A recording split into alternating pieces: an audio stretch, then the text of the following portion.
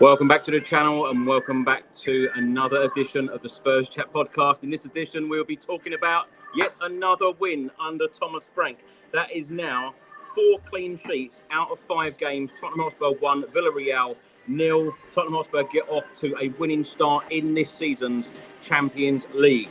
Now, we're live on Facebook, YouTube and X. Please do get involved. Let us know how you are feeling right now as a Tottenham Hotspur fan. Pretty happy, I should imagine, because life under Thomas Frank right now is pretty good.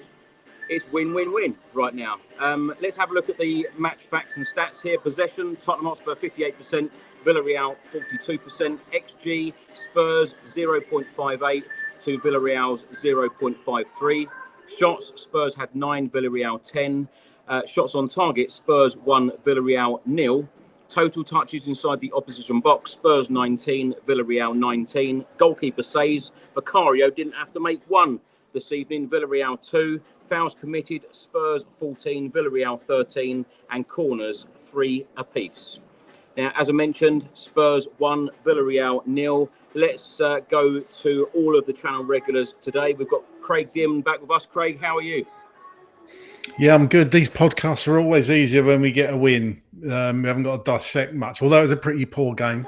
Very, very happy. We got the 3 points. Very important, as I said before, to get wins at our home stadium. So it's great. And I think that's 21 games unbeaten in UEFA competitions in a row for Tottenham now. So that's very good.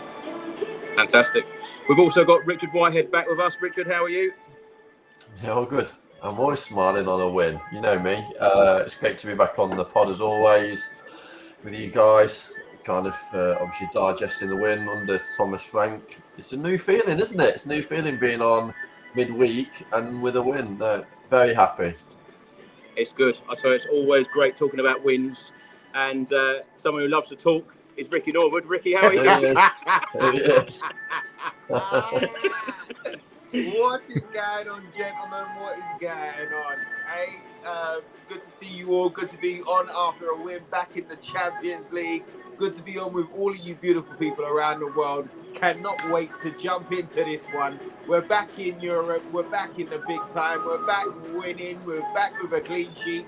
And we're back on the road to glory. Let's go. Let's go get it, man. Let's go get it. Come on. I'll tell you what, Ricky, let's jump straight into it with you. Let's get your thoughts on today's game. And I'll tell you what, let's also get your thoughts on hearing that Champions League music again, because it was 2.5 years since we heard it last. Antonio Conte was our manager. We went out to AC Milan, but it feels good to be back, doesn't it, in this Champions League? It feels like home, mate. It feels like home. It's so nice to be back. And the fans were electric to start the game off as well. The Tifo looked amazing. Big shout out to THFC Flags for organising that and doing a fantastic job. I love that logo. That's my favourite logo. And it was just to hear the music and be back in the Champions League wearing all lily white, mate. It is, it just gives you tingles, doesn't it? It just makes you feel good. It sends that electricity up the spine.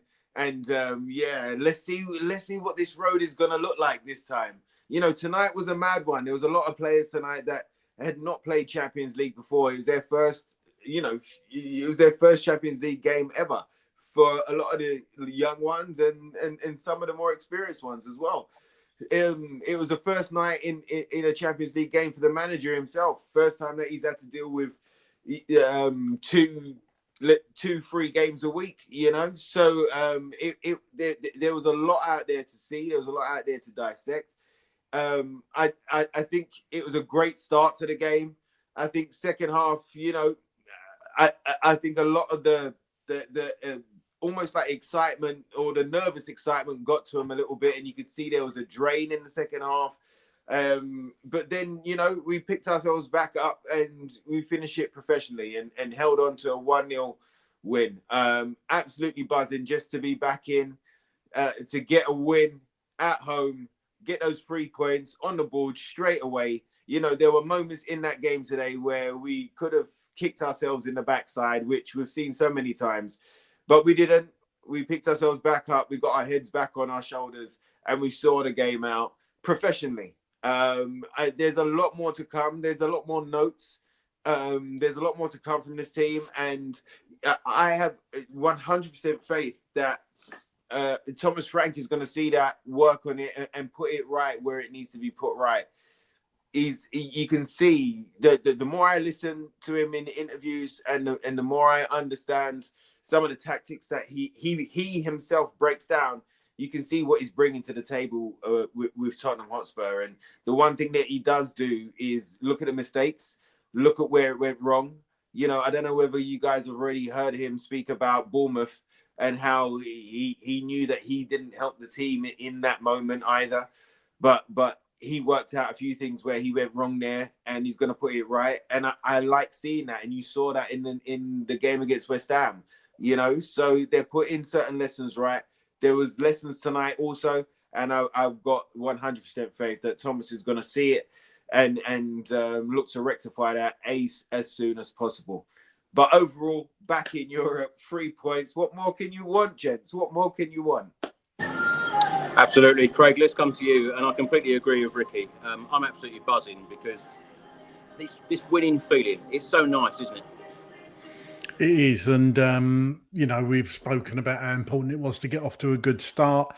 I think they said 11, 12 points should see you through to the next phase, but although that would probably only get you a playoff game, 15, 16 points should get you top 8. So to get 3 points in the first game is very important. Hold on. What, one win, the first 3 points, and Craig's talking about the next stage already. Well, that's the way you got to look at it in this competition. You know, obviously there's 8 games, isn't there? And to win your 4 home games, that's 12 points on the board, almost guarantees you at least a playoff. So, you know, we've got to win our home games, and it could have gone the other way tonight. In fact, last season it may well have done. You know, but we did see a very poor game out. They did have a few chances. I thought it was a very poor game, not tons of exciting match incidents. The highlight of the game for me actually was right at the start when the Champions League music was playing and the camera was going along the players. Pat Matasar's face he looked like a little kid who'd just been picked for his school team for the first time. It was an absolute picture to see. He had a big smile on his face. He just couldn't contain his excitement hearing that Champions League music and realising he was playing in the Champions League.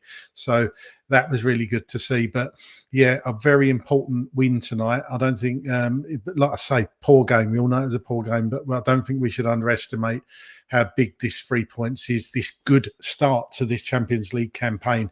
And another clean sheet, which is always good. Only conceded 1 goal so far this season. You know, things ain't that bad, are they, at the moment? Long may it continue. Rich, let's come to you. Let's get your thoughts on tonight's win. And as Craig said, it's so important, isn't it, to get off to a win in this Champions League campaign? Yeah, of course it is. And also it's the experience that the players have gained and the managers gained by the experience that they've had tonight.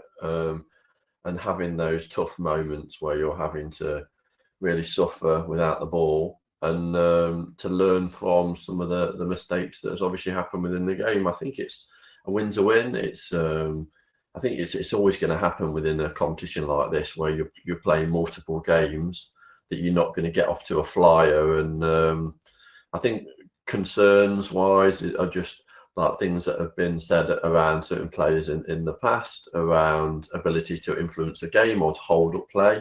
And I think for me, we set the game up really well. The crowd was really like, again, I always talk about that 12 man and the impact that the crowd can have. And I think the crowd then became very quiet in the second half, like extremely quiet in the second half. And I think that was dictated by obviously the play and the frustration of the lack of play within the second half. But I want all the fans to obviously realise that this is obviously Champions League now. It's big occasions. We're going to have the teams that we play are obviously in there because they've earned the right to be in there. So they're going to be some really tough games. And with that, see you, Chris. And with that, we're going to have situations where we're going to have a lot of ball in front of us, and yeah, you got another fan. I tell you, Chris, you know, because you're getting all these subscribers now. That's it. You can't keep them off the front of these photos now, can you? Look, I'm enjoying myself. Especially when we win. Richard, let me stay with you, because we've all gone on about the 4 clean sheets in 5 games, which is absolutely wonderful, and the clean sheets are very, very important to Thomas Frank. Matt Wells, Justin Cochran, and Andreas Georgeson. I tell you, this really does seem, when I've watched previous Spurs managers, it always seems to be about the manager, just the manager. This is about a whole team of coaching staff who are constantly in that technical area, constantly telling the players what to do, what they're expecting of them. The level of communication is so important. And I know that some people will probably feel like I'm a broken record because I keep saying this on every podcast, but I've never quite seen this before. No. How impressed are you with this team developing? Because it's fantastic.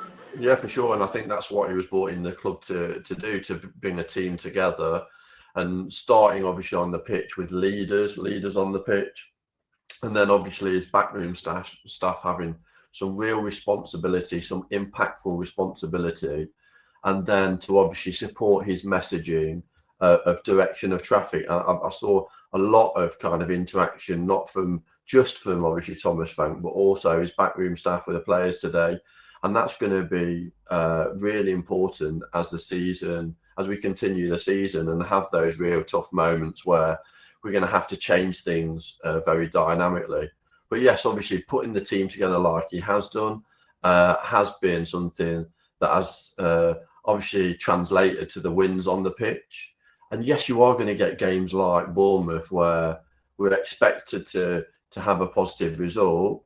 You don't have a positive result, but it's about, obviously, when you get knocked down 6 times, how many times you get back up? Hopefully 7. And that's obviously what Spurs have done this season. Another game without any shots on target. I don't think Vicario had anything really to do. We were exposed a couple of times, but the team Villarreal didn't take advantage of that. I still think it's a learning process. Thomas Frank's looking at the players, looking at the characteristics of the players that he's got on the pitch, and seeing how the other players can come onto the field of play and have an impact. I think what we're looking at now is we're looking at a real team of players. So the players that come on, there's no drop off with performance, effort level, and it's going to take some of those substitutes that do come onto the pitch a little bit of time to adjust to the expectation of the manager, and that is that they come onto the pitch and they're at it straight away. And you can see that because the messages they're getting as they're coming onto the pitch, and then the manager's on them straight away. I noticed that he's on the substitute straight away, and the expectations are that levels do not drop, especially towards the back end of the games when other teams are committing more players forwards. Yes, we're having more opportunities in the other way, but the teams are committing more, which means we need to be more disciplined within the midfield and the defence. Ricky, I want to give you the opportunity as well to really praise Thomas Frank and the work that he has done here. And, it's fair to say he's had an instant impact in this squad. Yes, he's been backed in the transfer window as well. But as I mentioned to Richard there, a whole team effort. His coaching staff are constantly communicating with these players. Thomas Frank, he's constantly talking to the players, even when they're making a sub or there's a throw on. He's calling a player over. He wants to communicate constantly to his players, which is great to see. It's amazing to see, and it's amazing to see the effect that it's having and how much the boys are responding to it. You're seeing it on the field. I think Thomas Frank has done so well. I'm actually surprised. I'm actually shocked that at how well he's implementing his system ever since we went into competitive games. Ever since that PSG game, he has been showing us what he's bringing to the table, whether it's formation, whether it's tactically, whether it's these free kicks or throw-ins. It's been so good to see. And even within the rotation, those young ones that were playing, Bergvall, for instance, they were forged through fire last year. They went through it. It was probably the best learning curve and the best learning school that you could ever have was the madness of Tottenham Hotspur last year, and those ones coming in, and Bergvall coming in especially, and thriving from that. Sarr had an up and downer. Like we saw a lot of good times with him last year, but there were a couple of dips last year, which are gonna happen with young players. But you're seeing the benefit of that this season. He's becoming like untouchable. Whether it's at the back covering, in the middle being always available for the high press, or getting a shot off, or trying to make stuff happen. We've got such a blend, we've got such a balance in the team, and it's so nice that Thomas Frank can put out a back five, including Vicario, that has some understanding, that has a relationship, that enjoy clean sheets. It's so nice that all of this is coming together, and he's knitting it together. He's putting the salt and pepper on it, but he is knitting it together, and he's showing us what this Tottenham team can be. And we ain't even in our groove yet. We've got fantastic. I was going to say the same. Like ceiling wise, we've got a great ceiling, haven't we? Yeah, it's just that look at our foundations right now. We know that we can build on that defense and on that midfield right now. Now we can work on the roof of the house, which is the attack, and start getting those guys clicking. But it's still very early days. But start getting those guys clicking. So it's like we haven't even seen us in our full flow yet. This is just the beginning, and our foundations are looking strong, and that is down to the manager and the coaching staff, and like you say, Chris, the communication. Being able to send messages onto that field to change things, or to implement a new strategy or formation or whatever that be. You saw tonight when he brought on Paulinho, he took off. He took off. Who did he take off? Saw. He took off. Was it Bergie? Yeah. And he went to two in midfield, like almost like two sitters, and let whoever play in the 10. I can't remember now, but. He changed up the formation. He changed up the tactic to go, all right, and cool. Let's be more solid in the middle. Villarreal are getting through here. You're seeing it. And you're seeing the boys really enjoy working within it as well. So that's all down to the coaching team too, man. So long may this continue. We've seen fast starts. We've seen promising starts. We've seen unbelievable starts before from managers. This is still early days. Let's all take it, with a pinch of salt. But as long as they continue to build on this, and it looks like that all of Thomas Frank's chat, he's backing. Every time we see him speak about work rate or the togetherness or the analysts or the set pieces or the 1%, earning the extra 1% in every area, we're seeing it. We're not just hearing it. So. And even when they make a mistake, that they've seen it, they've rectified it, and then they've moved forward with it. We saw that with PSG and Man City. The PSG mistakes that we made in those last 5-10 minutes, he didn't make against Man City. The mistakes that we made against Bournemouth, we didn't make against West Ham. So you are seeing this. So there were mistakes tonight. We'll jump into it, but. As long as he keeps building and the boys keep wanting to be fed what they're being fed, this could be the beginning of something really, really special. And more days in the flower pot coming soon, Chris. I hope so. And you're absolutely right. There's a lot more to come from this squad and Thomas Frank, I feel.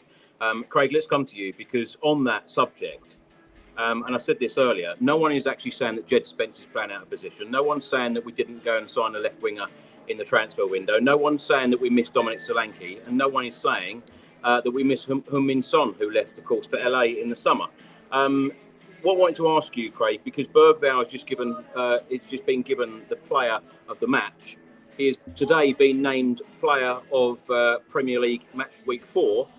How good is Lucas Bergvall? Because every single time I see him, week by week, he seems to improve week by week.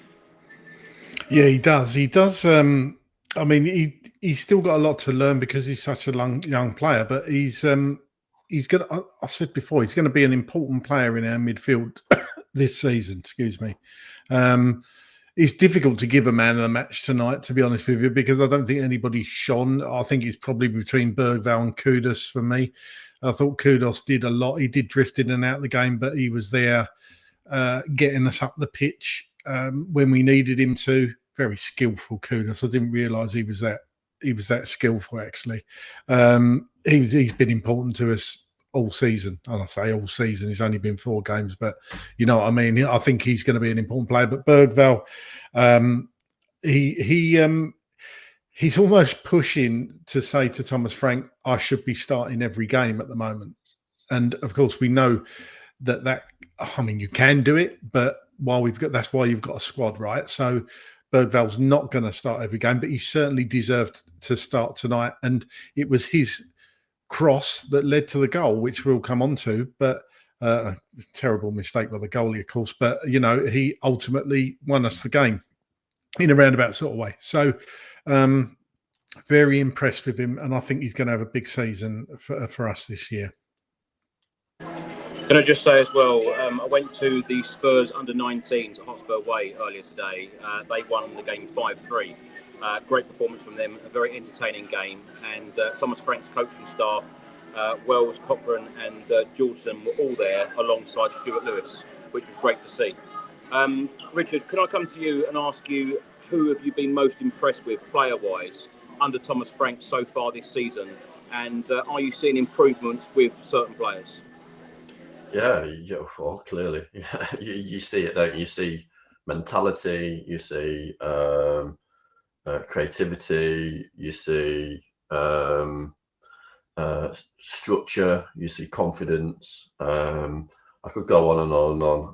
I think there's the board wanted obviously us to compete in every game, every scenario.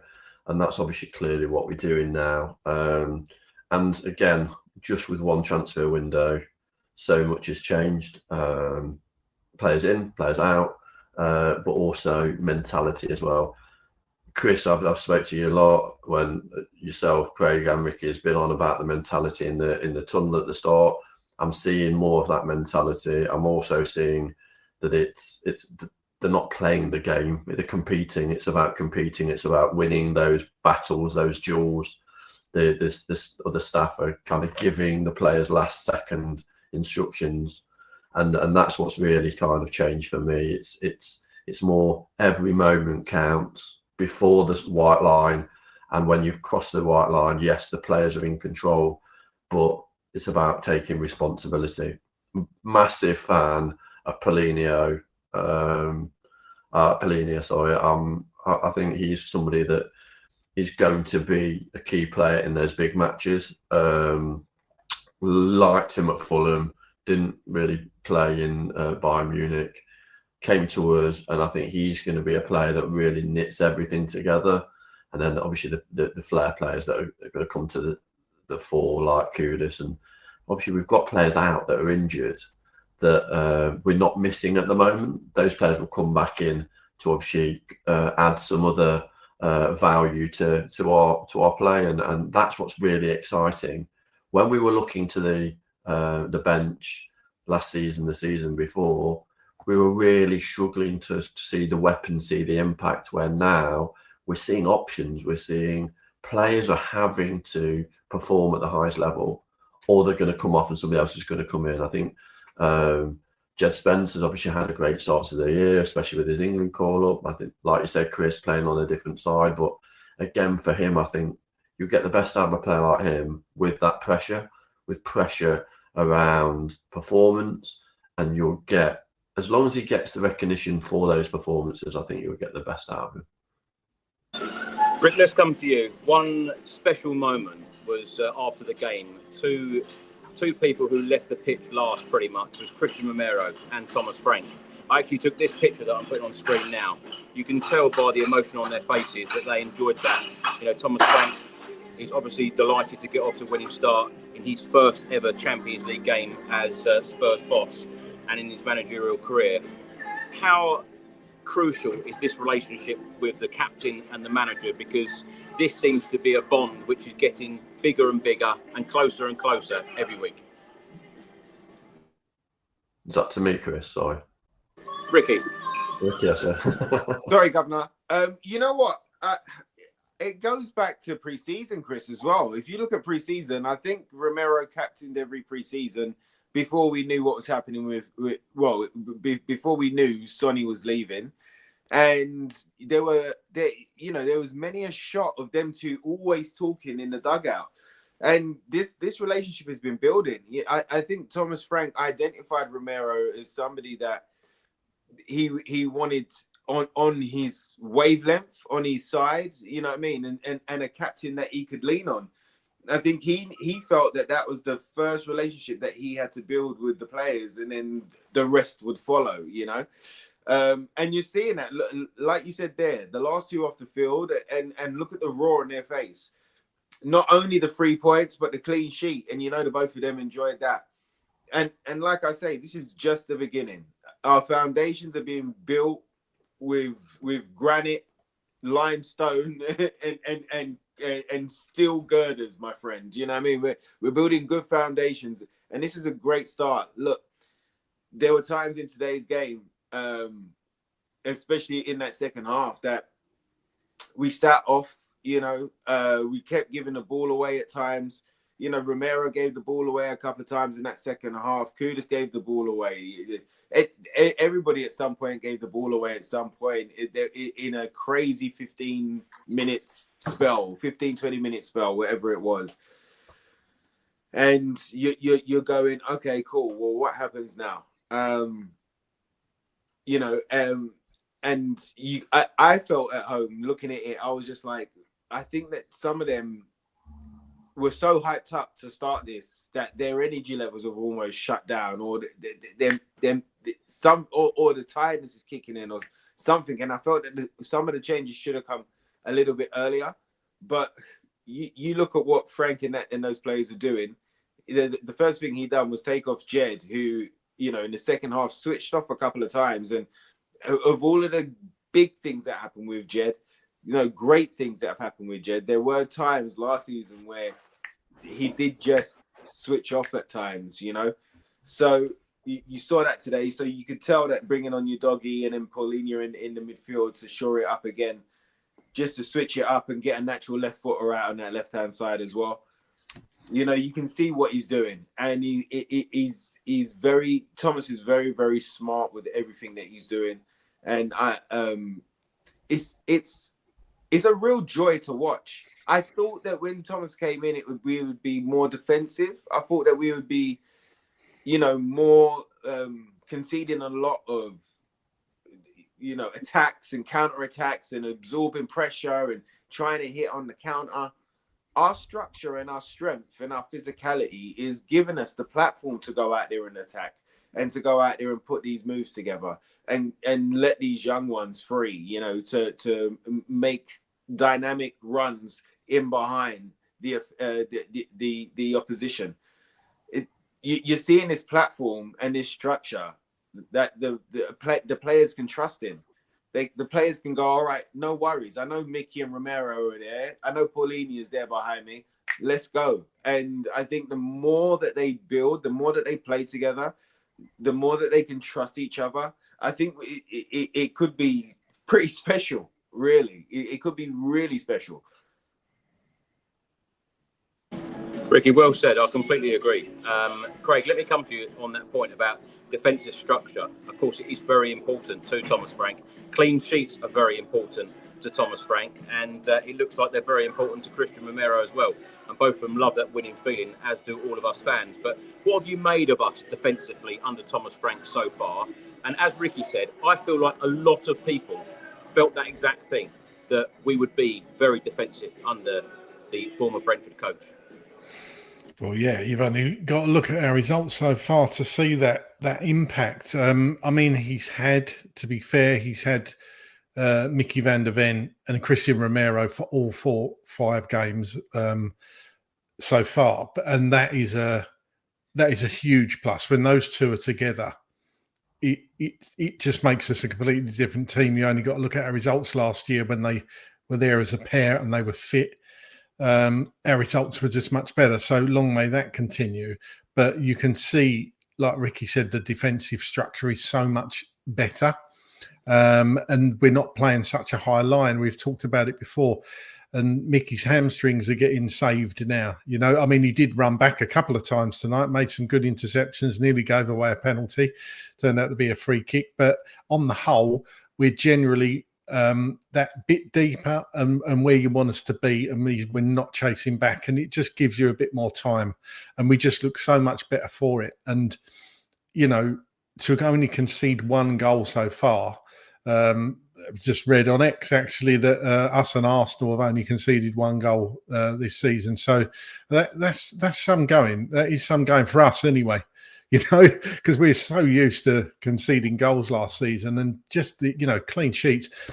Like a goalkeeper, a defender, that's so important for them. And Christian Romero, as you say, shows that. And you know, they're going to absolutely love that, the clean sheets. And you know, you keep clean sheets, you got a very good chance of winning football matches. So long may that continue, and long may continue that Romero and Mickey van der Ven stay fit.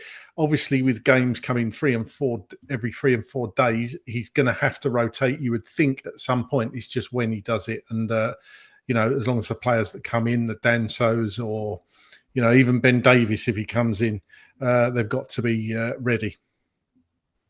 It's building good habits, though, isn't it, Craig? As well, this certainly is. Thing is building really good habits, and the more they can trust in that, the more they're gonna want to keep that run going. Absolutely. And he certainly loves a sub or two, Thomas Frank, as well. Craig, let's stay with you. I want to talk about the starting 11 this evening: Vicario, Porro, Romero, Van der Ven, Spence, Bergvall, Bentancur, Sarr, Kudus, Richarlison, and Javi Simons. Now, including today's game, 5 games in 14 days, 2 Premier League, 2 Champions League, and 1 Carabao Cup. Now, as Ricky mentioned there, you know, it's about managing the players, it's about managing their minutes.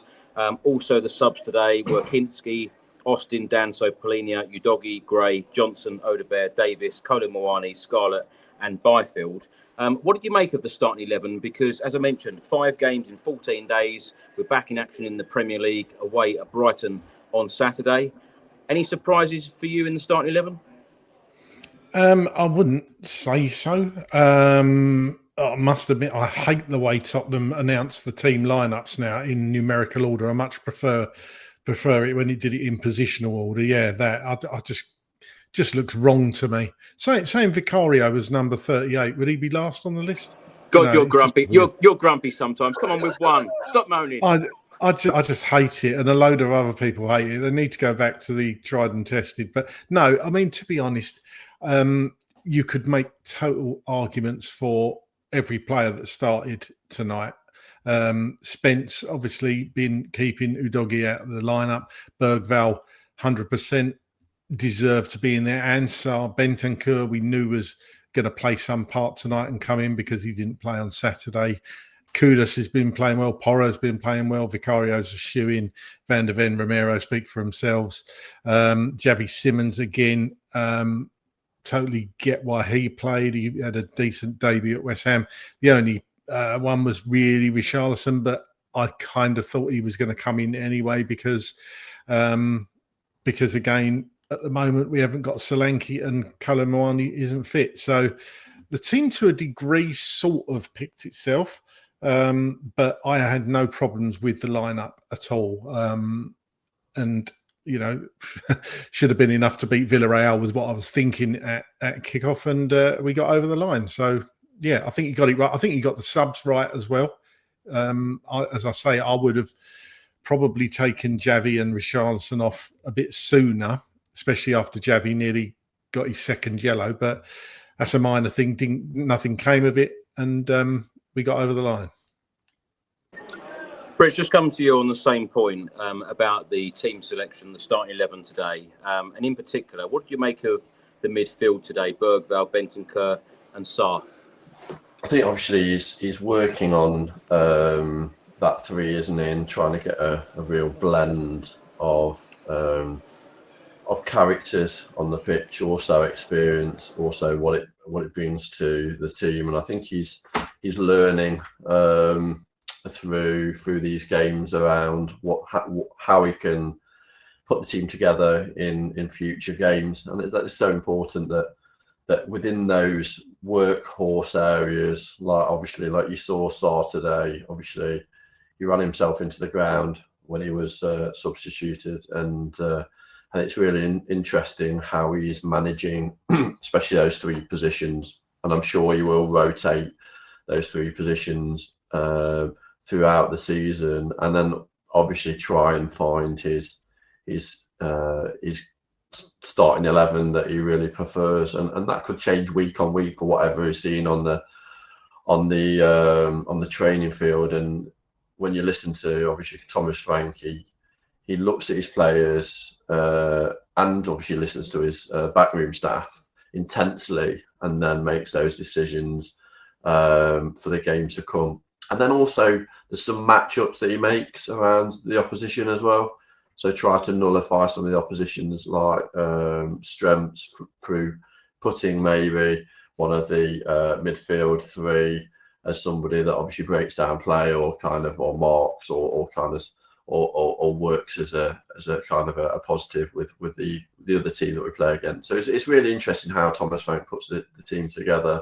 I think obviously that back five really is a shoo-in at the moment. Maybe Spence and the Doggy come swapping over, but the midfield is up for kind of debate if that's the best midfield or not. But I think obviously if you're swapping one or two out of that, it'd be very similar quality, and I think that's what we've always been looking for as a team, isn't it? That we have the midfield as close game by game, with obviously swapping those players out, and we definitely have now. We've got probably 6 or 7 really top midfielders that can just slot into a system that obviously the manager demands, which is really key.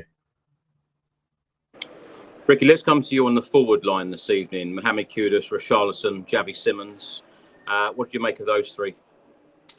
For me, another bright start from Kudus. Again, showing his strength, showing his quality, his dribbling ability. There was times that he was shifting and twisting and turning and really putting the opposition defence in bamboozlement at times. He was getting crosses in. He was very, very lively. Within the first half, I felt after about 65, he started dipping. That's when his ball, he's kind of the crosses and certain passes were falling short. And maybe we should have brought him off at that stage. But you know what? He's such a strong character, and he's got a lot of stamina and a lot of fight in him that he carried on and actually became a nuisance. So instead of passing the ball, he just became a nuisance and was holding on to it and getting free kicks and fouls and just disrupting the opposition tonight. For me, Richarlison had a funny game again for me. That the start that he had in the Premier League, especially, I was kind of blown away by it. I'd never seen that side of Richarlison. I actually got really excited about it. I'm not saying that that's gone away, but there was, I don't know, there was not a lot of kind of him to feed off.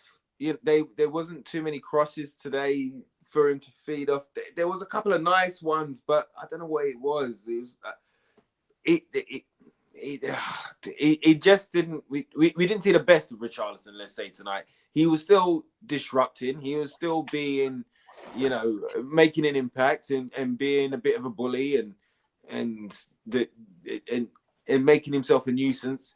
But I don't know if he got the service tonight for him to get like a clean shot off. I mean, you read that out. I think you said 1 shot on target, and it felt like we didn't have many shots on target, but we had 1 shot on target. Was that right, Chris? 1 shot on target for Tottenham, 0 for Villarreal. Yeah. Well, that is. It doesn't matter which way you. It doesn't matter which way you kind of cut it.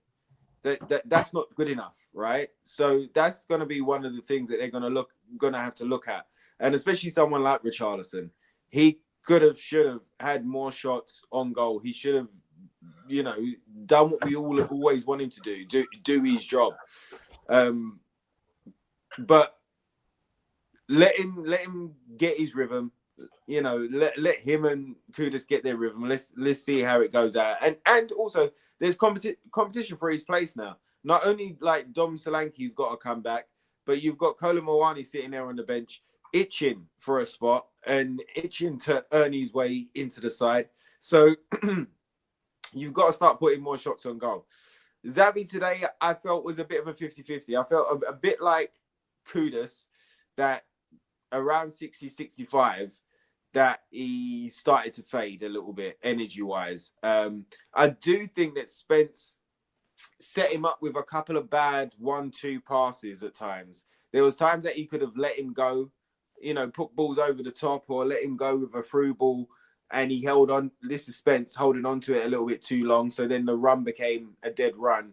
Or there was times that he played in Xavi like right on the byline for a 1-2, but there were too many Villarreal players around Xavi for him to do anything. He was always going to run into trouble at that stage. He didn't really give him a pass that set him up or set him off. He gave him a pass that set him into trouble, really. So I think 60-65, he should have come off. Yeah, and especially when he could have got that second yellow, like Craig was saying, and that could have been a red. So yeah, but there's a lot more to come. You can see that he's a class player. You can see that he glides over the pitch. You can see that Xavi is a technician. You can see that he's going to have a flick and a trick, and he's going to have a bit of improvisation in his game, whether that's a pass or a chip cross or a shot that comes out. He's finding his feet as well. I think he's finding out about his teammates. I think he needs to understand when Richarlison goes or when Kudus goes. I still think he's thinking rather than feeling right now, but that's natural. He's just got through the door. So I think more games under his belt, we're going to see the best of him. I really do want to see him in the 10 at some point in a 4-2-3-1. I think he's going to be his most effective position, and us have an Odobert or a Johnson or a flyer, a speedster on the wing, and see what Xavi can do in the 10.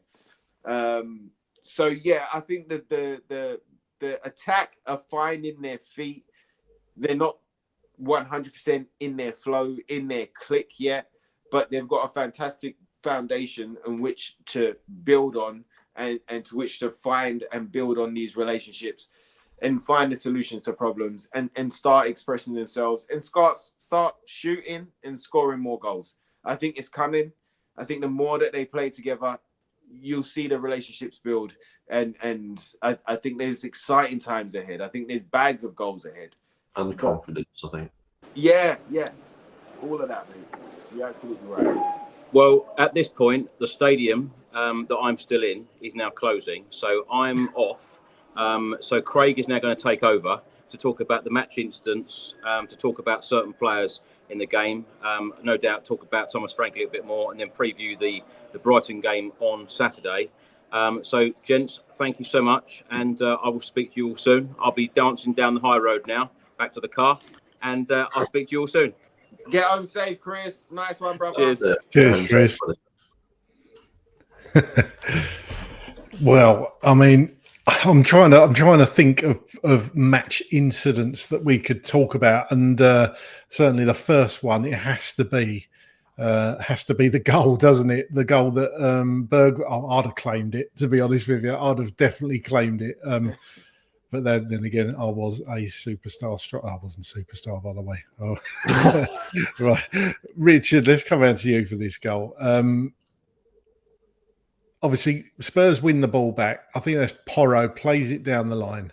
Yeah. Bergvall. So talk us through this goal. And obviously Bergvall was obviously breaking down the wing. Obviously took that position, tried to create some pressure on obviously the keeper. It was only the 3rd minute, so I think it's really important that we're playing these big European nights that we do create that pressure and keep that pressure on the opposition for minute 1. And I think that was again the keeper made obviously a howler from that cross, and it was a cross. It wasn't. There's no way that Bergvall was going to get that goal because it wasn't going to go in if the keeper didn't touch the ball. but I think it was more the intent of the pressure. Obviously, the keeper, if you look at his positioning is all wrong, really. And also, he's got an eye probably on Richarlison coming in as well. So that's why he's kind of gone down a little bit too early. It took a bounce under his pillow hands, and then it's gone in. And I think that was great for momentum of the game. And I was disappointed after that we didn't utilise that momentum to really create further opportunities with the players that we had, and then put more of fresh air between ourselves and Villarreal, who didn't really create a lot within that first half at all. I think we had 30 good minutes of play. Bergvall, obviously, part of that 30-minute play as well, with great touches. Really did dictate some of the play. As a young player, he's becoming really fantastic within the team, and having a great opportunity to get that game time has really shown that he can shine in the team. And having Maddison not in the team, I think that's probably done that. It's probably given him a little bit more game time and the opportunity to do that. He obviously clearly enjoyed it. Obviously, everybody went round him to celebrate with him at the goal. And again, it's fantastic to see that he's continually having an impact on the team at such young age. And he's played 50 games now, so he's obviously got that game time under his belt now. So as a young player, your expectation after 50 games would be you'd be starting to show that potential. And obviously, whether he's doing that in the league or these big European nights, I think we can only expect more from him. And I think the interesting thing about having him in the team is also having protection in that midfield as well, because sometimes he does take some of those risks in that kind of central midfield position. But he's so exciting when he's on the ball. He's able to kind of get out of those tight situations, use the ball really well. And as you obviously saw for the goal, he's not afraid to actually get into those attacking positions like he did against the Hammers and score a goal. Yeah. And obviously, talking about somebody we spoke about earlier, Javi Simmons, he had an absolute thunderbolt of a shot in the second minute that just went over the bar. I think he's going to be such a player for Spurs. But Sure. Ricky, coming round to you, I mean, after the goal, I honestly thought that we were going to push on and it could be, we could get a quick 2 or 3, but it never really came to pass, did it? What happened? Because it seemed to me that first half, it just slowed down so much. It was almost walking pace at times. I mean, do you think that's a case of the players just switching off a bit and not wanting to attack, or is that how we play European football matches? I think it's a bit of both, Craig. But like to me, I think that there was, we had a lot of corners. We had a couple of free kicks in that first half. Kuda's done his most damage in that first half. Like you say, Xavi as well. So even though we didn't get the shots off on goal, as we've seen in the stats, I think it's one of those where, as a Spurs fan, when you start off quickly, the one thing that we all want is us to build on it and build on it quickly. When we do have good periods within the game, is to, get the payoff of those good moments. Let's not just have good moments for good moments' sake, and then they have 1-2 passes with a through ball or a penalty in the 87th minute. It's we all want to be building on our good moments, and we did have a couple, but at the same time, there's a bit of professionalism in there, where if you look at somebody like, Messi does it a lot, right? Messi, there's many a times that he will hold the ball at his feet and he'll walk with it, or sometimes he'll stand still. One of the greatest to do it, and then just shift. Sometimes it's a tactic to be used for Villarreal to be drawn out a little bit. They became very compact, because when we did want to walk through them, we kind of did. We were making a nuisance, and it shows you with the amount of yellow cards that they received in the first half.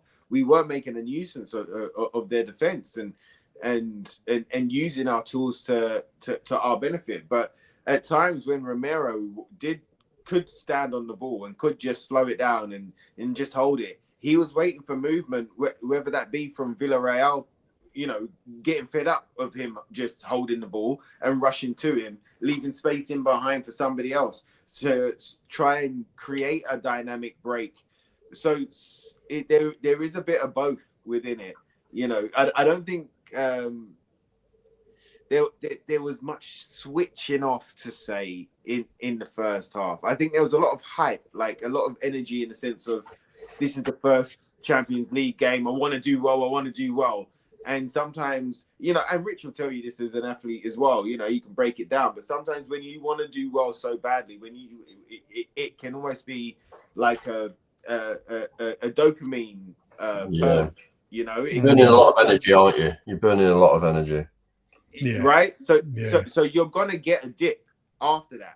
And I think that happened with a couple of players. Bergvall not being one, you can see that he's another one, like you said, Craig, earlier, that week in, week out, he looks taller, he looks stronger, he looks more beefed up, he looks more ready for competitive men's football, and he's going to be a phenomenal player for us for years to come. But for some of them tonight, I think it did I think there was a professional element in the first half. And I think there was a bit of the hype in the first half. I think we should have built on it, but you could see, I think that in that second half, it was almost like that's where it hit. They sat down at half time, and I think it hit them. And I think that's where we struggled to get back into the game in the second half. Those first 15, 20 minutes was so tough for us to string two passes together. And I'm talking about simple ones. There was a point that some people get on Vicario's case, and there was a point today where Vicario had a pass that went straight to a Villarreal player, which meant that they broke on us, right? And maybe with a different team, maybe with different personnel for Villarreal, they could have broken scored. But Vicario also, some people would just highlight that, but Vicario had a lot of good passes. There was times where he made breaks with his long passing. So there's loads of bits, bro. It was a very mishy-mashy type of game. It wasn't it wasn't the greatest game of football, but we done what we had to do. Even in their most dangerous moments, I wasn't really scared. It was only, the only time that I thought that it was a dangerous position was when Pepe had the free kick. That was it. The rest, yes, they had breaks, yes, they had moments, but I wasn't really worried about them. I felt that Romero and Van de Ven had them, and then when it came down to bringing on Paulinho, we had the tactics and the mentality to have them. So it was just a bitsy game. Sorry. Yeah, totally. I mean, Javi Simmons, in my opinion, he was lucky to stay on the pitch. I think obviously he got his yellow card on the first one, was about the 30th minute, and then the second half. It should have. Let's face it. It should. I was so surprised the referee didn't give it. I don't think the referee had a particularly good game today. By the way, I thought he was very. Didn't have he had a bit. Well, we used to say on a Saturday when I played, he had a bit of a shocker. I don't think he was very good, but and that goes for that challenge as well. The second one should have been a yellow card. Javi Simmons should have been off the pitch, but we got away with one there. Richard, coming around to you, Pat Matasar, what did you make of his performance tonight? Yeah, I think in the first half it was very good. He worked really hard. You saw him obviously.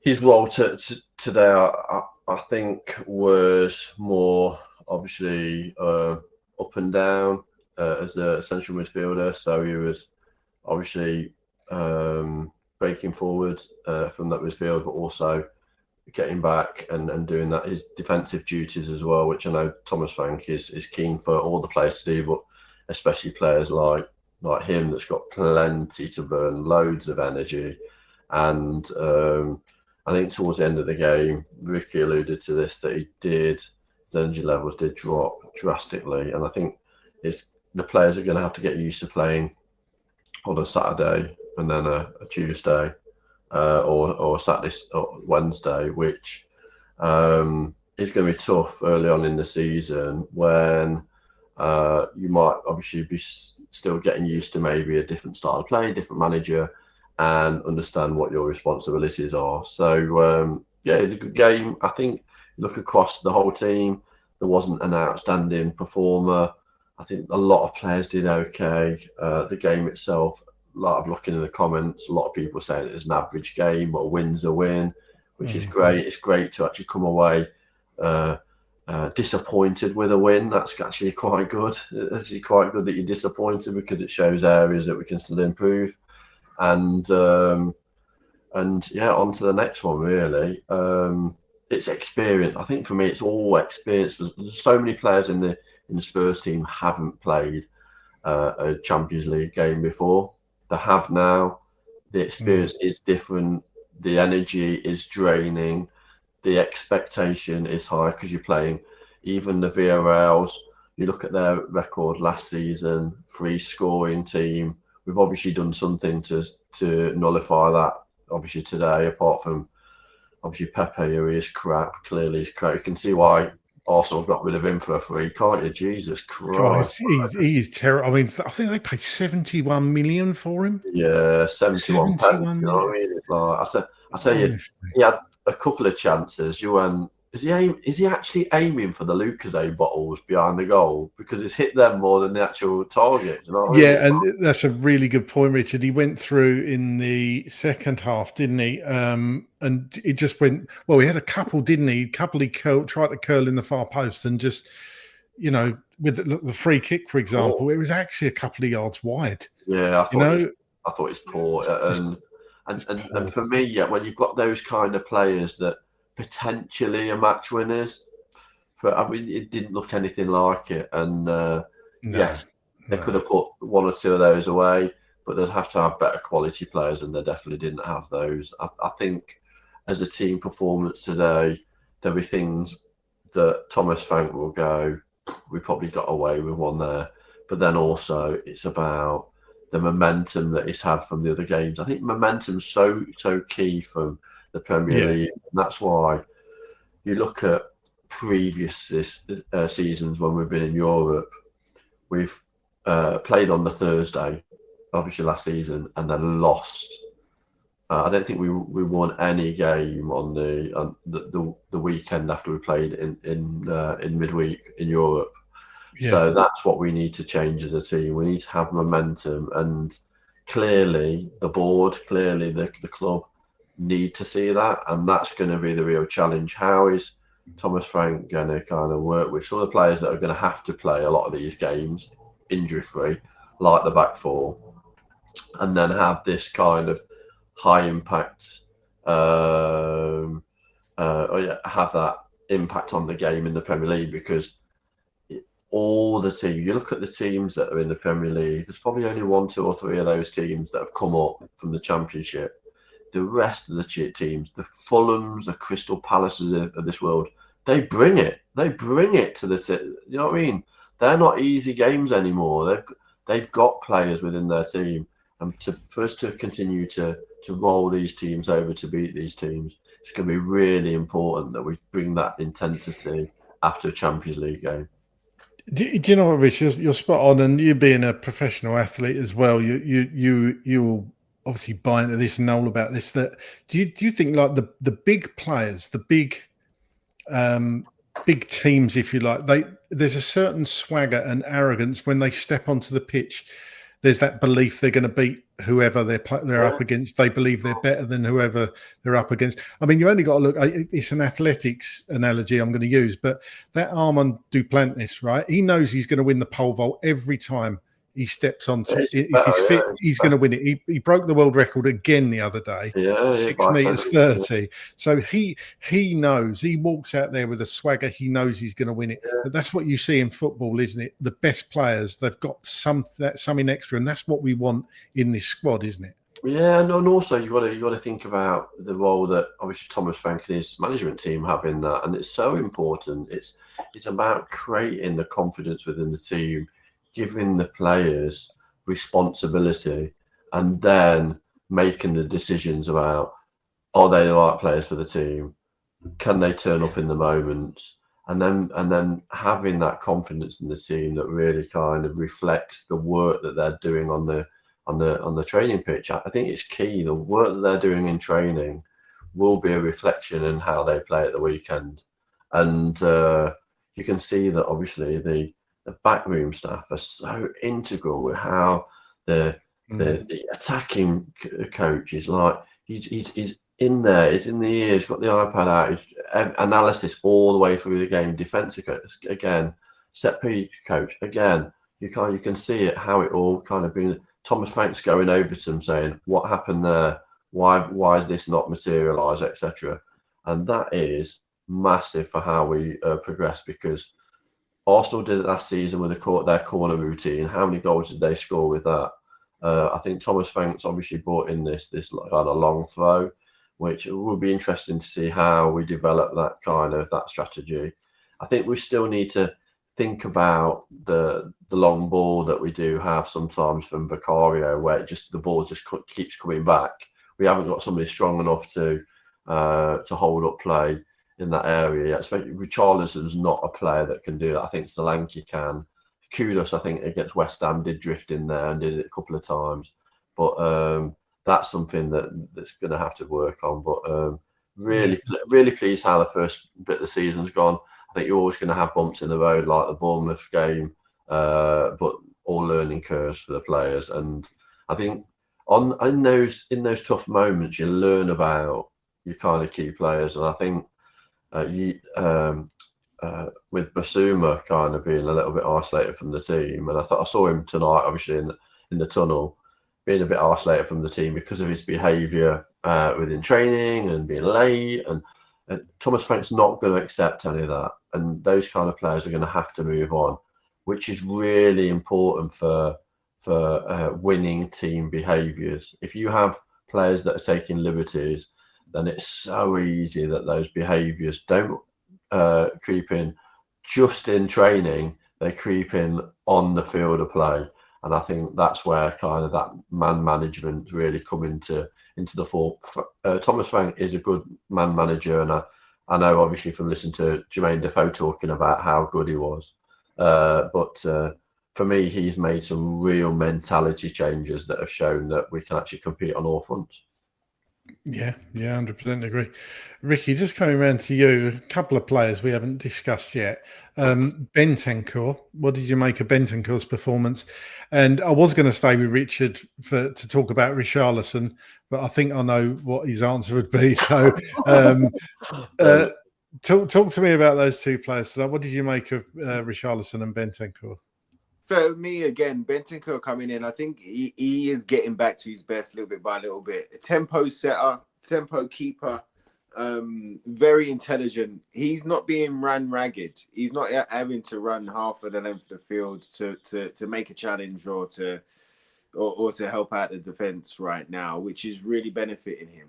There was many a time last season that players ran past him, and if he didn't get the tackle spot on, people just ran past him, and then we were left for dead. But him being able to come in, him being able to rotate with Palhinha, if not play with him at times, I think is smart. I think that he's got a little bit of competition for his place right now. He's seen what happens with like players, for instance, like Basuma, who have, we've seen good moments in flashes, but not consistently. And I think, seeing him, he's now pretty much out the door. He's probably in the bomb squad, as they call it, right now. But seeing how that, a midfielder in his position can go that way, or it can go the other. He's stepping up again. He had a massive injury in that ACL, in that knee injury, that ACL injury, and he came back quickly. And we saw dips after that, but I think little bit by little bit, And the fact that we can rotate him and rest him at times means that the times that we do see him, we are seeing a fitter, healthier, and mentally strong. IQ wise, stepping up at the right times, making challenges, timing wise at the right times, making the right pass, twisting and turning instead of passing back. Sometimes twisting back on himself to play the ball forward instead of backwards. We're seeing all of those moments, and he's getting stronger. Game in, game out. But the fact that we've got so many different tools in our box now, Bentancur being one of them, Paulinho being one of them, they're both playing in the quote unquote same position, but we're seeing that they're two different hammers, for the same job, but they're two different hammers. One is automatic and one is old school, or whatever you want to do, but we've got different tools in our toolbox, and we're utilizing them. We're not just running one into the ground. We're utilizing them. We're letting them feed off of each other. We're letting them build off of each other. So it was good to see Bentancur in there for the amount of time that he did get. I actually like the fact that when him and Richarlison, they've come back from South America, and I would have put, if Sonny was still here, I would have put Sonny in as well, as those that didn't play on the weekends, those that them two were on the bench, and they went, all right, and cool, you've just had a long flight, you've just got back, actually don't play this one, we'll play Tell up front, and we'll switch up the midfield, don't worry, you'll play in a couple of days time in the Champions League. And to be able to do that, I think, is a benefit for Bentancur and for Richarlison. Rick, I'll tell you what, I agree with you actually totally on that, because you say about the similarities or differences rather between Paulinho and Bentancur. Paulinho is obviously a proper number 6, if you like, whereas Bentancur is in a sort of way shoehorned into that position. He can play it, but I think they can complement each other well. And I actually thought Paulinho coming on just settled it down a little bit, because it was getting a bit ragged, wasn't it? So I thought he was important tonight as well. Yeah, sorry. Well, it was the switch as well, wasn't it, Craig? So I think kind of in my head, because the formation moves so fluidly and so much. But in my head, it was almost like Bentancur was in the 6, and we had almost like 2 8/2 10s in Sarr and Bergvall. Maybe Sarr was more the box to boxer, but it seemed like an offset 3. Do you know? So it was one defensive, two guys that were offensive, and then when Paulinho came in, it was 2 that were defensive minded or stroke solid. We've got a playmaker in Bentancur, but we've got the tackler, the true number 6 in Paulinho to come in, and then to allow one player up there to be the free role or to be the creative. So it's ways that we switch and use the tools that we've got in our toolbox right now. That's so exciting to see.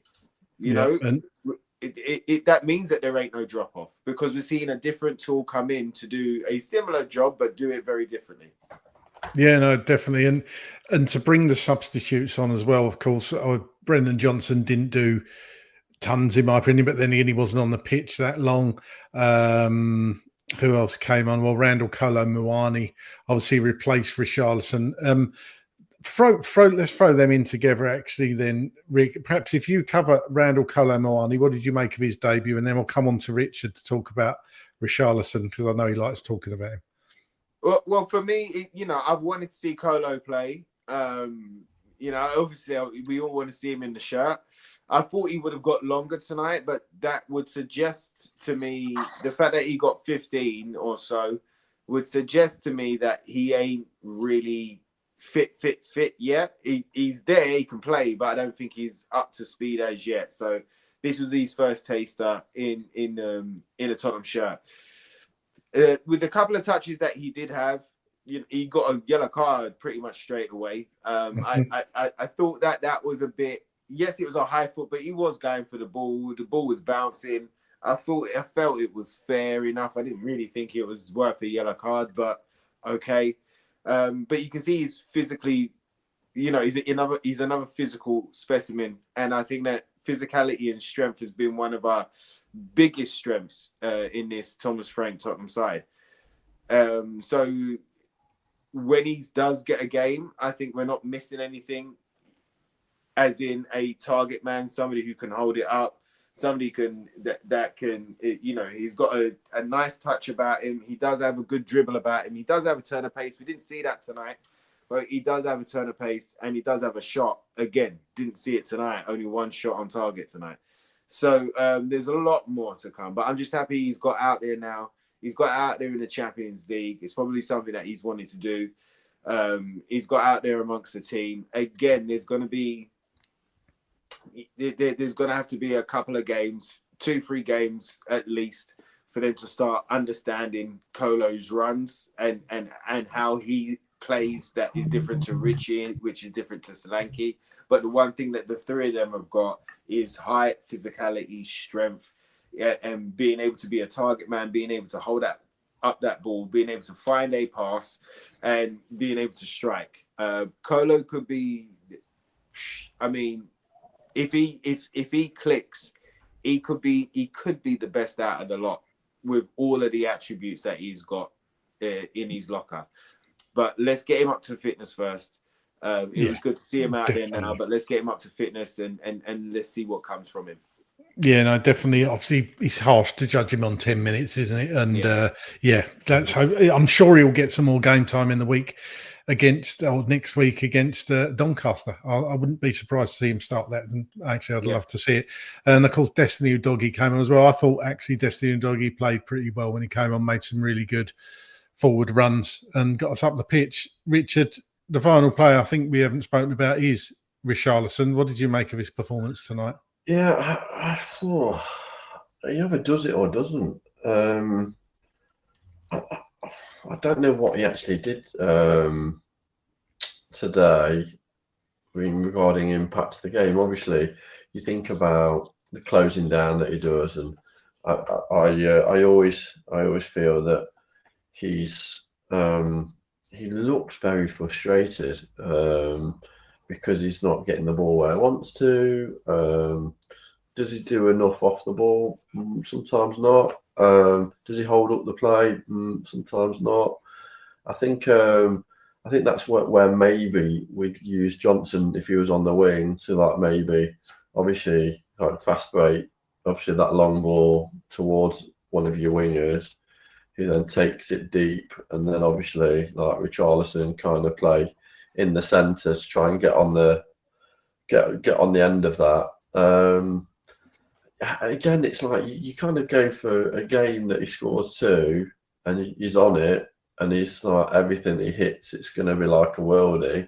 It's like a game today where he's like heading the ball like this. You just kind of, what are you doing, mate? It's like you're not even, your eyes are closed, and he doesn't really look like a striker that's going to score for you or have an impact. And but he's got it, he's got it in technically, clearly he's got it because he's done it for club and country.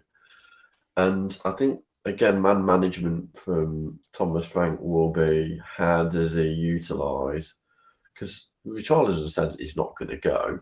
How are you going to utilise somebody of Richarlison's characteristics to impact the game? And obviously, with the 3 strikers that we've got and Scarlett, which one of those would you utilise to have an impact? And I think again, you need to put Scarlett into the equation, because obviously when he came on with some of the younger players in Europe, he had a massive impact. And Richarlison needs to understand that it's about consistency of performance. To be in a Tottenham shirt, making these kind of performances, one shit where he's not having an impact and one impactful, you can't be doing that all the way through the season. There needs to be some real consistency there. I think Richarlison isn't consistent. He looks a bit like, with his even today, I was watching some of his touches. He looks a bit clumsy on the ball when he's not, when his head's not kind of really switched on. He looks very clumsy. And I know in the second half we can talk a lot about the teams passing. How it'd be really interesting to look at the accuracy of we went for like about a 6 or 7 minute phase of the game where we could not put 2 or 3 passes together. Couldn't at all. Though like the ball was going, like 5-meter passes were going astray, 15, 20-meter passes were going astray, and it looked really clumsy. And like players booting the ball away, giving away possession.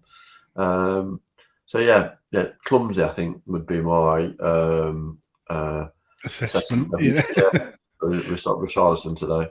But you know what? The way that he started, gents, and Craig, what do you think about this, bro? Because I know me and you, we've been very critical of Richarlison. You know, like, and you know, like, not in a hate way, but just in what we've seen. We've seen performances where we haven't been impressed, and everything that Rich just said there, we've said it and more. But the way that he started at the season with PSG and then with the Premier League, the way I describe it is that he was running in rhythm. It was almost like he was running on his toes. It was almost like there was a zip, there was an energy in him. It felt like for the first time ever, I was seeing a fit Richarlison, and I was seeing why we bought him. And you know, obviously he didn't play. He came off the bench against West Ham, and then today it just seemed a bit samey, like exactly what Richard said. Really, it's almost like the Richarlison of old that is not going to be the one that's going to score a great goal. What did you feel, Craig? I've always been pretty consistent with my opinion of Richarlison. I love his work rate, I love his passion and everything.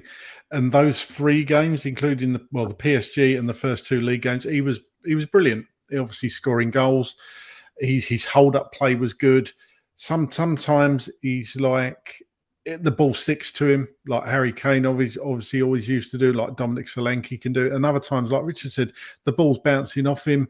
And look, it's difficult as a centre forward. If you're continually getting the ball played up here, you're not going to control something up there. I get that. But some of them are into his body, into his feet, and it just bounces off him. A couple of his passes tonight went astray. Don't get me wrong, I'm not singling out Richarlison. As Rich said, a lot of the team were misplacing passes tonight. It's the consistency for me with Richarlison. I just want to see more of it. I don't hate him at all. I just want to see more consistency from Richarlison. It's just, you know, as his centre forward, you need. I suppose we've been a bit spoiled having Harry Kane all these years and knowing, you know, game after game, continually high performances, and you kind of base everything on that, and we should be. But look, before we move on to discuss the Brighton game, we're going to hear what Thomas Frank thought about tonight's game. This is his press conference after the game. This is 7 minutes long, so sit back and enjoy what Thomas Frank had to say. Hi Thomas, congratulations on your first Champions League victory. What did you make of the match? Thank you. I thought it was a big win. In any competition, it's good to get 3 points and get a good start. Happy with that. Happy with the clean sheet. Happy with the defensive side of the game. I think we were extremely good and limited Villarreal to very, very little throughout the game. A good team. I really, really admire. Obviously, offensively, we struggled on the day to create something against a good team that also defend very well, which we knew in the 4-4-2 structure. Very aggressive, and when we on the day, I think didn't hit the highest level in terms of touch and passes and decision making, and nailed that. Then it was a very even game that we edged in the end. What I like is that our foundation is strong. Now we are 4 games Premier League, 1 in the Champions League, and we have 4 clean sheets, which is massive. Obviously, we are building the offensive structure more and more. Shark Simmers just come into the club. Clear say him and Jet need a little relationship. Of course, get going. No complaints. It's just natural. And I think there was a spell second half where we decided to give the ball away every single time we had it. So we gave the ball away, let's sprint back. Oh, we give it away again and sprint back. So of course it's a little bit easier to sit here with a smile. But of course that level we will raise, of course. Do you have any worries when Mickey van der Ven was brought down for the foul. Sorry, he brought down. Of course, just in the moment it didn't look top, and sometimes I can clearly see penalties and yellow cards when it's going our way. This time there was a little bit, a little bit of hope. But when I've seen it back, clearly outside the 18-yard box, clearly he's a little bit in front. It's a free kick and it's a yellow card. Hi, Thomas. Thomas, in that first half, the plan was clearly to go wide to Kudus and Simmons at every possibility, and they caused an awful lot of problems. But in terms of getting midfield runners to go past Richarlison, was that something in the first half that you probably didn't get in terms of... I think actually we got some good runs from Lucas and Pape on the sides. When we went a little bit deeper, I think that worked okay. I think it was too few times that we got it high enough and got played and run and produced the crosses we wanted. That was probably the thing we didn't edge enough throughout the game. But there was actually quite a few situations where I got both to Kudus and to Xavi where we didn't produce where we should. And just one last one from me. Just on Siemens, very effective in the first half, caused an awful lot of damage. But in the second half, really, he didn't really have the same effect as in the first half.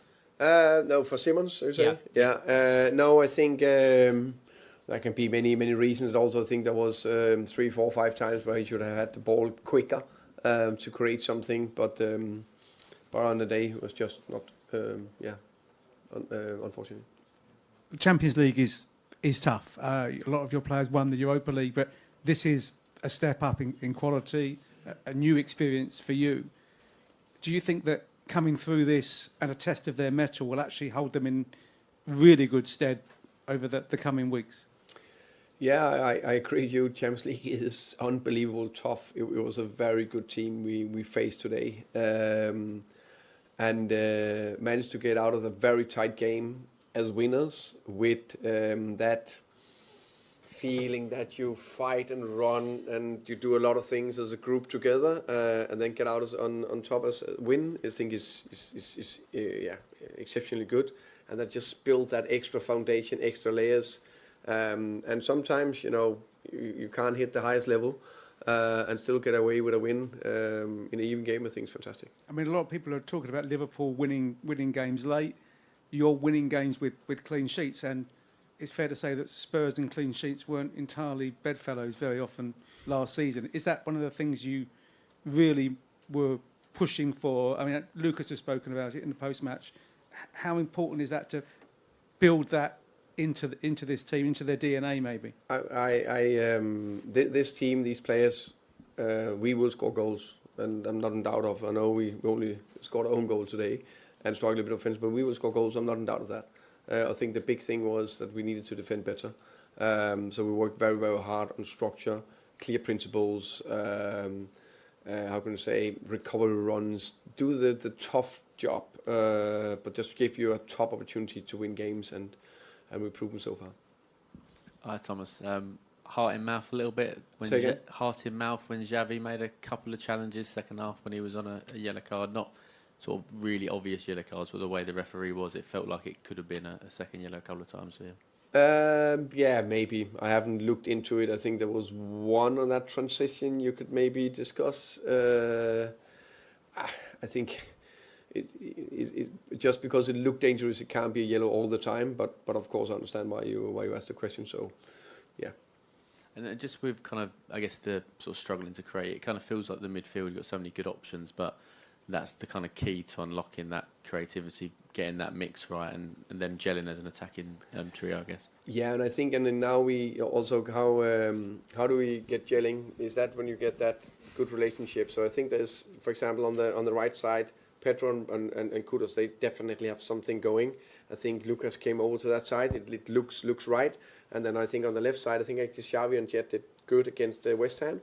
But it's just not 100% in sync when maybe it's not going, as an example. And then I think we gave so many times the ball away where we could have created more second half, which just happens sometimes.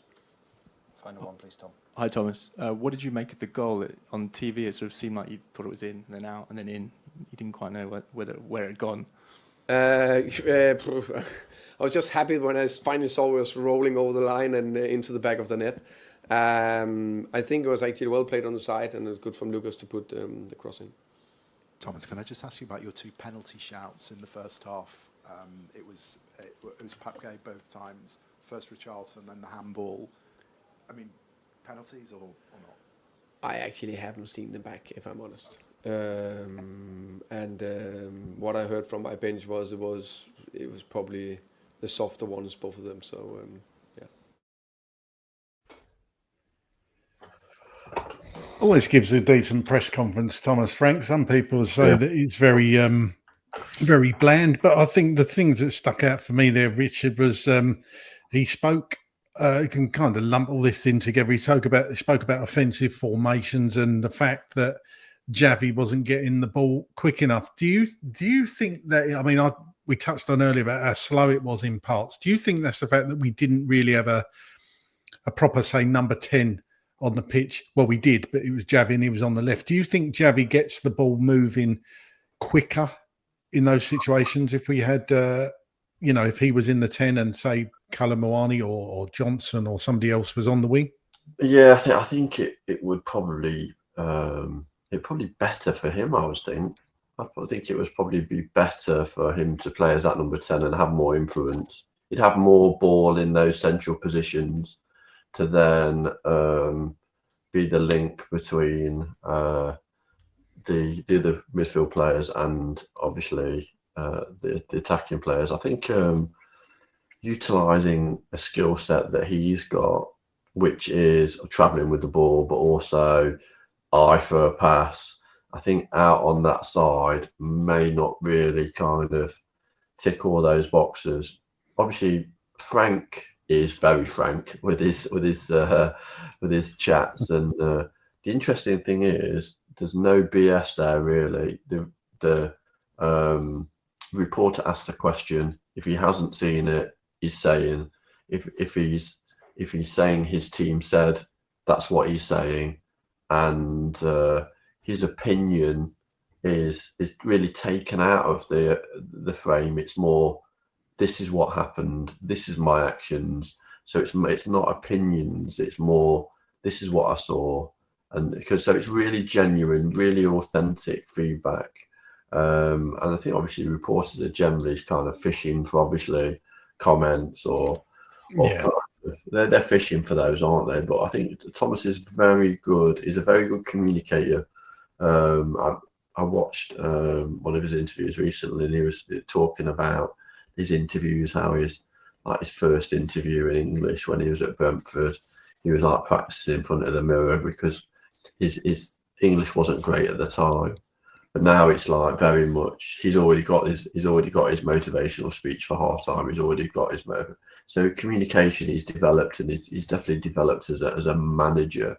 My concerns about Thomas Frank were really initially around lack of European experience, and as that winning European experience. So tonight's like tonight are really important for the real foundations of, Thomas Frank's had some suffering tonight. He's got through it.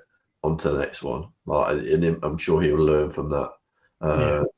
And the important thing is that the fans continually get that authentic approach. I think we really like that.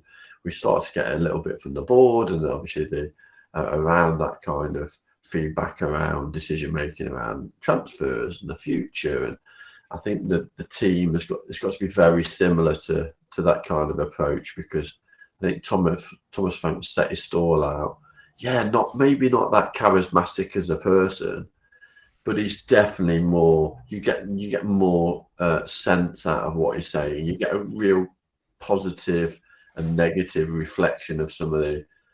If the game's been shit or if we played poorly, Thomas Frank will say that. He will literally say it's been very poor today, not been good enough, and he'll then kind of say that maybe it's down to me as well as the players. Where before we'd get this Mourinho, Conte style circus that was in there, and it then became more about the manager and not about obviously the team and how we're developing. Yeah, yeah. And very quickly, Rick, just on another point he mentioned that stuck out, said that Porro and Kudus seem to be generating a really good relationship and clicking. But he mentioned about Spence and Javi was good against West Ham, but weren't so good tonight. It's probably a fair assessment in all honesty. He's probably still looking for the right blend there, isn't he? Whether it be Udogie, Spence, Javi, or like Johnson or Odebear or somebody else. Tell, yeah. Or Tell in the league, yeah. What is?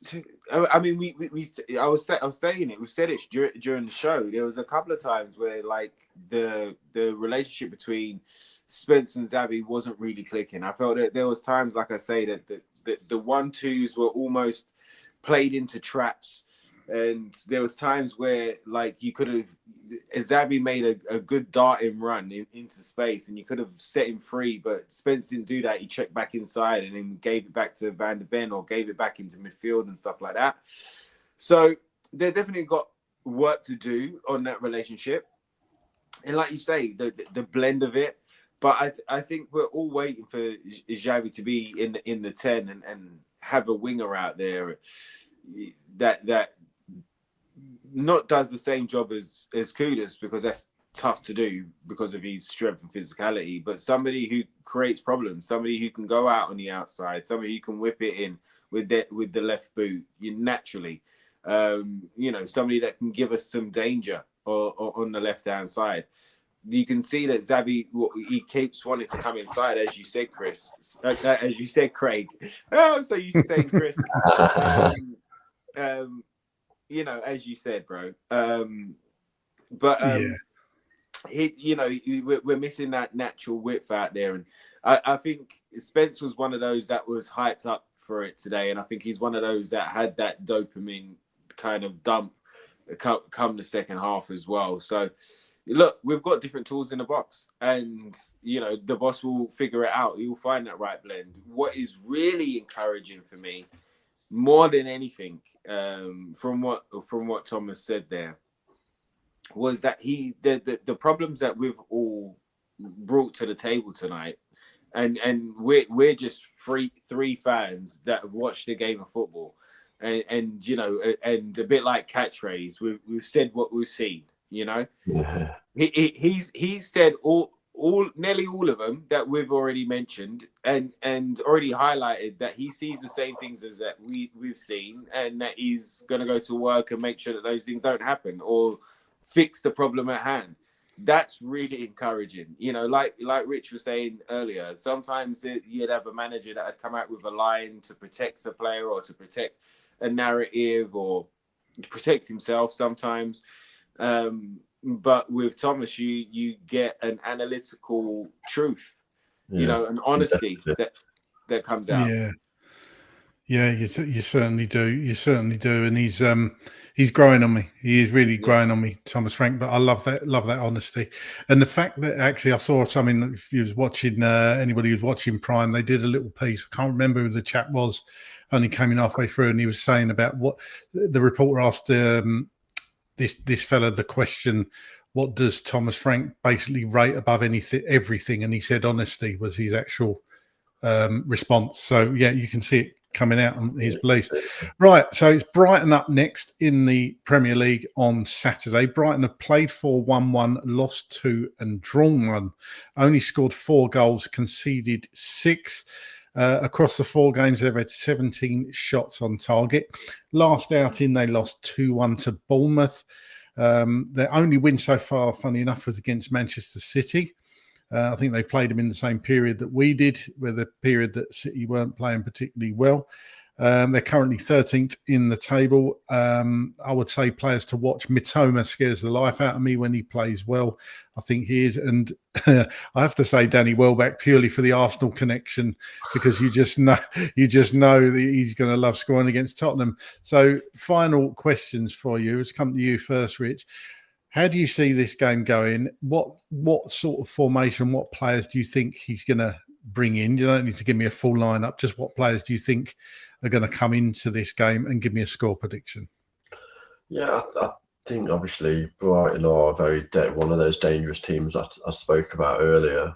That you could put Brighton in the same bracket as the kind of Crystal Palace and Fulham teams that have players that can hurt you, like you alluded to there, Craig. Obviously, a young manager that's looking for consistency of results, looking for consistency of performances.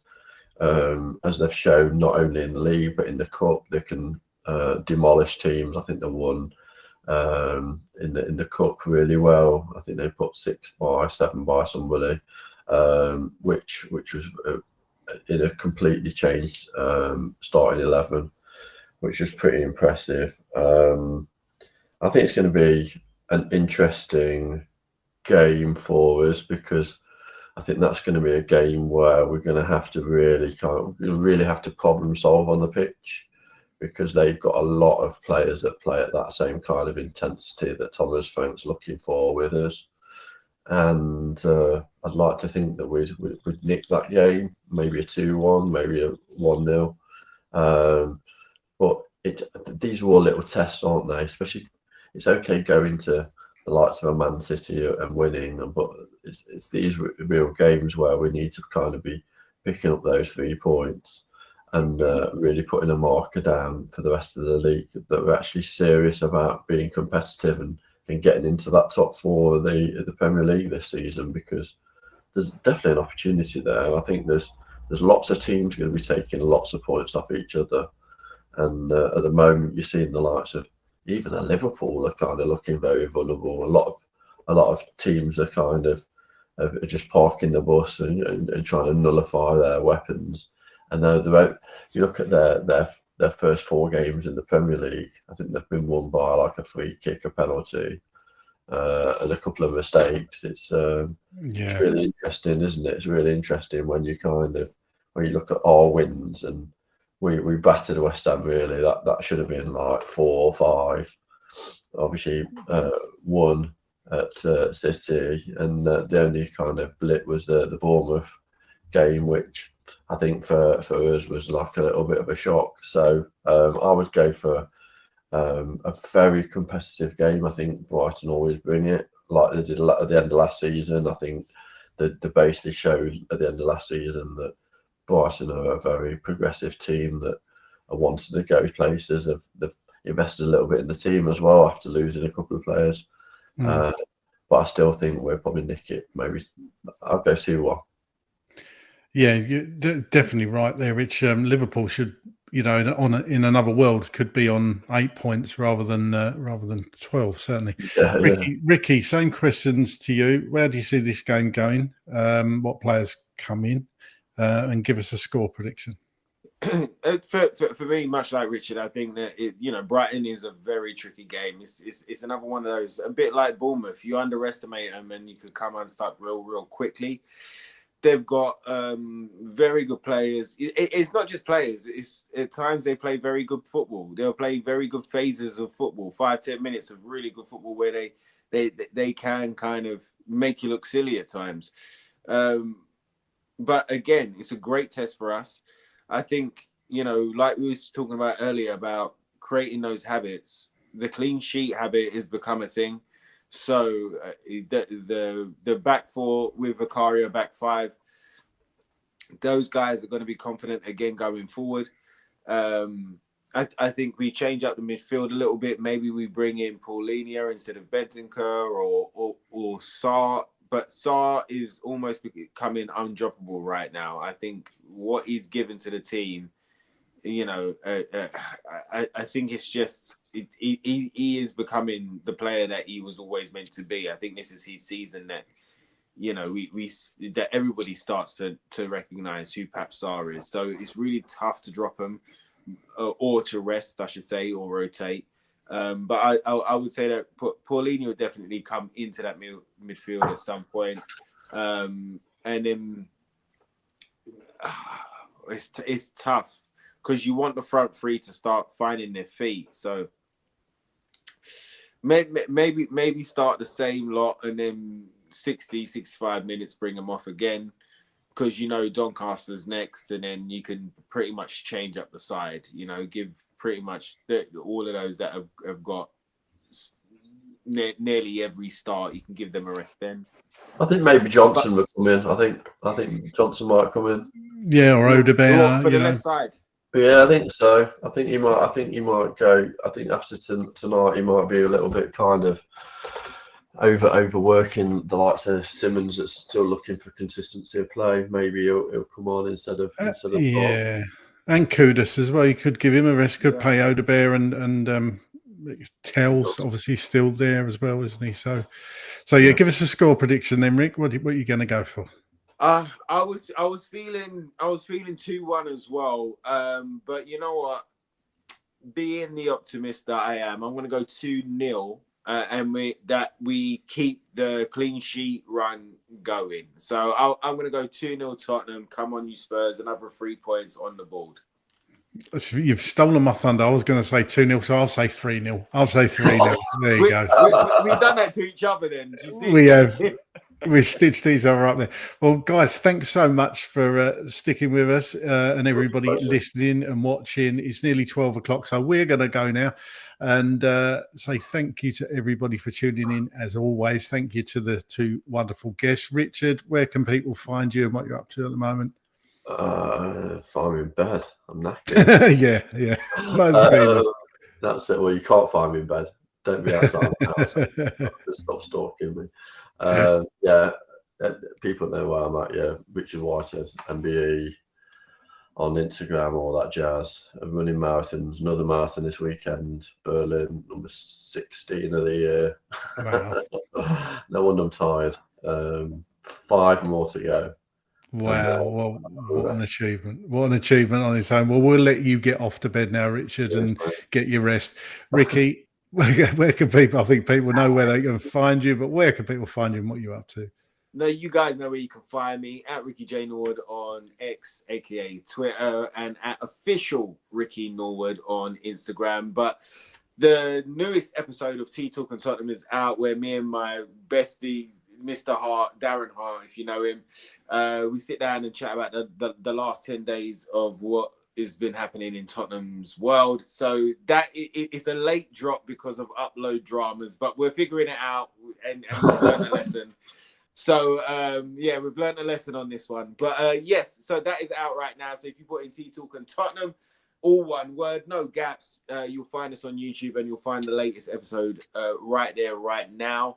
I'm also on Cameo right now, where I'll give out shout outs, birthdays, well wishes, advice, whatever you need. So you can find me on there. It's in my bios on both my Twitter and my Insta. And lastly, to say that, yes, I will be filming the horror film Aladdin. It got the shooting dates in for next week. Well, yeah, in about 10 days time I'll go, and we'll be shooting for a couple of weeks. It's going to be a quick turnaround, but yeah, going ahead. So my first horror film, I'm going to be filming my first horror film called Aladdin the Monkey's Paw. Check that out. And I don't play Aladdin, I play Aladdin's best friend Rafiq. So so that's going to be fun to get back into the playground and start making magic again. But as always, I'll be back with you guys chatting all that is Tottenham after the game Saturday, I think, against Brighton. So I will be seeing you before I go. But as always, gents, always a pleasure being on with the both of you. And Chris, hopefully he's got home safe. Well done to all of you beautiful people that was in the stadium tonight, waving those carrier bags and creating that tifo and keeping the energy, you know, in our first European game back. And thank you, all of you beautiful people around the world, for tuning in and liking and subscribing and commenting and doing all the great work that you do. We love it. We do it for you guys, but and it's always a joy and always a pleasure. Yeah, well said, Rick. And that tifo was phenomenal tonight, I have to say. So well done to everybody who helped arrange that. Right, that's it from us tonight then, chaps. Spurs win in their first game back in the Champions League, which is very good news indeed. Still no goals conceded. Well, we've had one goal conceded, so we'll let them off that one at Bournemouth. But let's hope that we can keep this run going against Brighton on Saturday. We'll see you again soon. Come on, you Spurs. Come on.